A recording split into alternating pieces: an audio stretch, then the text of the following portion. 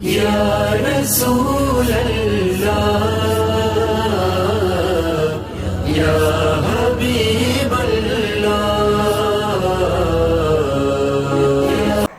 ایک مسئلے کی وضاحت مطلوب ہے، غور سے سماعت فرما لیں کہ کچھ لوگوں کو اذان فجر میں کھانے پینے کی اجازت دیتے ہیں کہ آپ اذان فجر کے دوران بھی کھا پی سکتے ہیں، روزے پر کوئی فرق نہیں پڑتا. سنن ابو داؤد شریف کی روایت بطور دلیل پیش کرتے ہیں کہ حضور کریم علیہ الصلوۃ والسلام نے ارشاد فرمایا، حضرت ابو ہریرہ رضی اللہ تعالی عنہ راوی ہیں، ابو داؤد شریف کی یہ روایت کتاب الصوم میں 2350 نمبر ہے. اذا سمع احدکم النداء والاناء على يده فلا يضعه حتى يقضي حاجته منه. حضور علیہ الصلوۃ والسلام نے ارشاد فرمایا، جب تم میں سے کوئی ندا سنے، اذان، جب تم میں سے کوئی اذان سنے، والاناء على يده، اور برتن اس کے ہاتھ میں ہے، یعنی وہ کچھ کھا پی رہا تھا تو وہ کھانے والا برتن اس کے ہاتھ میں ہے، تو ادھر سے اذان ہو گئی، فلا یدعہ، اب وہ برتن کو رکھے نہ، حتی یقضی حاجتہ من، یہاں تک کہ اپنی حاجت پوری کر لے. مطلب جو کھا رہا ہے وہ مکمل کھا لے. تو یہاں سے دلیل کے طور پر دوسرے مسلک والوں نے اور جنہوں نے فقط نیٹ سے حدیث اٹھائی اور حدیث اٹھا کر آگے مطلب بیان کرنا ہوتا ہے، انہوں نے اس حدیث مبارکہ سے مراد کیا لیا، دلیل کے طور پر کیا پیش کیا، اذان فجر ہو رہی ہو تو آپ کھا پی سکتے ہیں. دیکھیں حضور علیہ الصلوۃ والسلام نے ارشاد فرمایا کہ یہ برتن واپس نہ رکھے بلکہ اپنی حاجت پوری مکمل کر لے. جو چیز کھا پی رہا تھا برتن خالی کر کے رکھے. دیکھیں علماء نے، محدثین نے، جنہوں نے اپنی پوری عمریں گزاری ہیں احادیث کی تشریح میں، تحقیق میں، تدقیق میں، ہم نے فقط فرمان رسول علیہ الصلوۃ والسلام نہیں بلکہ اس کی مزید علماء نے، محدثین نے جو تشریح بیان کی وہ دیکھنی ہے.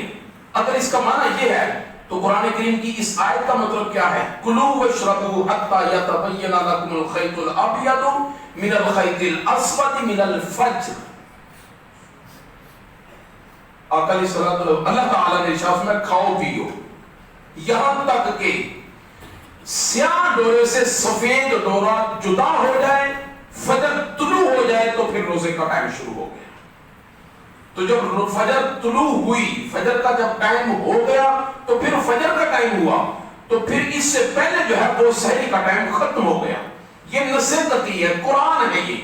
اور یہ حدیث مبارکہ اگر اس معنی میں لی جائے تو یہ قرآن سے ٹکرا رہی ہے، جبکہ فرمان رسول علیہ الصلوۃ والسلام کسی صورت بھی قرآن سے ٹکراتا ہوا نہیں ملے گا.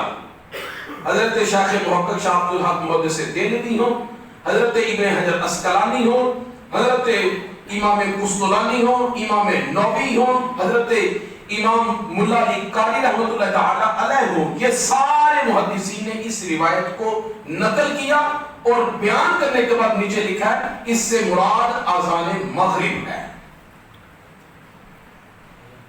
فجر مراد نہیں ہے. اس سے مراد